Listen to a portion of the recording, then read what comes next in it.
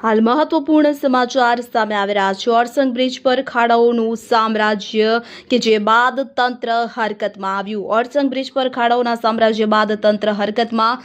National highway number 56 પર ઓરસંગ બ્રિજના ખાડાઓને લઈને તંત્ર દ્વારા સમારકામ શરૂ કરવામાં આવ્યું છે। ખાડાઓને કારણે વાહન ચાલકોમાં ભારે રોષ જોવા મળી રહ્યો છે। મીડિયા અહેવાલ બાદ તંત્ર જાગ્યું છે, ત્યારે છોટાઉદેપુર નજીકથી પસાર થતા અને મધ્યપ્રદેશને જોડતા મહત્વના માર્ગ ઉપર આવેલો ઓરસંગ નદીનો બ્રિજ છેલ્લા કેટલાય સમયથી ખખડધજ હાલતમાં ફેરવાઈ ગયો હતો। પ્રતિવર્ષે ચોમાસા દરમિયાન બ્રિજ પર પાણી ભરાઈ રહેવાની અને તેના નિકાલની યોગ્ય વ્યવસ્થા ન હોવાને કારણે માર્ગ ઉપર મસ્ત મોટા ખાડા પડી જવાની સમસ્યા સર્જાય છે, જેના કારણે વાહન ચાલકો અને સ્થાનિકો ભારે મુશ્કેલીમાં મુકાયા છે। તાજેતરમાં જ કોન્ટ્રાક્ટર દ્વારા આ બ્રિજ પર પડેલા ઊંડા ખાડાઓનું પુરાણ કરવામાં આવ્યું છે। રોડનું રિપેરિંગ થતાં જ આ માર્ગ ઉપરથી પસાર થતા હજારો વાહન ચાલકોએ રાહતનો શ્વાસ લીધો છે।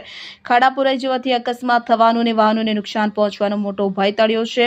તંત્રની બેદરકારી અને નબળું નિયમન। આ બ્રિજ નેશનલ હાઈવે નંબર 56 પર આવેલો છે કે જે ગુજરાતના છોટાઉદેપુરને મધ્યપ્રદેશના અલીરાજપુર સાથે જોડે છે। બ્રિજની જર્જરિત હાલતને ધ્યાનમાં રાખી તંત્ર દ્વારા તેના પર 30 ટનથી વધુ વજન ધરાવતા ભારે વાહનોની અવરજવર પર પ્રતિબંધ મૂકવામાં આવ્યો તો છતાં પણ કોઈ પણ ડર વગર 30 ટનથી વધુ ક્ષમતા ધરાવતા ઓવરલોડ વાહનો ખુલ્લેઆમ આ બ્રિજ પરથી પસાર થઈ રહ્યા છે। તંત્રના કડક નિયંત્રણના અભાવે આ બ્રિજની સ્થિતિ દિન પ્રતિદિન વધુ જોખમી બની રહી છે। સ્થાનિકોની કાયમી ઉકેલ માટે માંગણી તો ખાડા પૂરવાથી હાલ પૂરતી રાહત ચોક્કસ મળી છે, પરંતુ સ્થાનિક રહીશો અને વાહન ચાલકો આ સમસ્યાનો કાયમી ઉકેલ ઈચ્છી રહ્યા છે।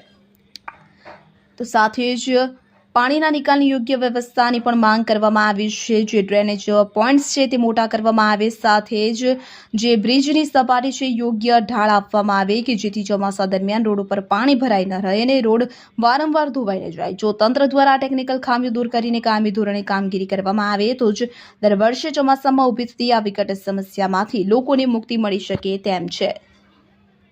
માધ્યમથી તંત્રને જાણ કરી હતી કે આ યોગ્ય રસ્તા માટે જે કામગીરી થાય છે પેલી ચાલુ થાય છે, મતલબ એને પાણીનો નિકાલના હોલ કરે અને વ્યવસ્થિત કરે અને સાઈડમાં કંઈ રેડિયમ કરે તો અંધારામાં તકલીફ પડે છે।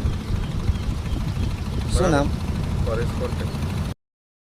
મીડિયાના માધ્યમથી ગઈકાલે અમે જે રજૂઆત કરી હતી એના માગે તંત્ર આજે આવ્યું છે કામગીરી કરવા માટે। અમારી માંગણી એટલી જ છે કે જે ખાડા પુરાણ કરે છે એ કરે અને સાઈડમાં જે પાણીનો સંગ્રહ થાય છે, પાણીનો નિકાલ થાય તો હોલ પડેની યોગ્ય કાર્યવાહી કરે એ મારી આશા છે।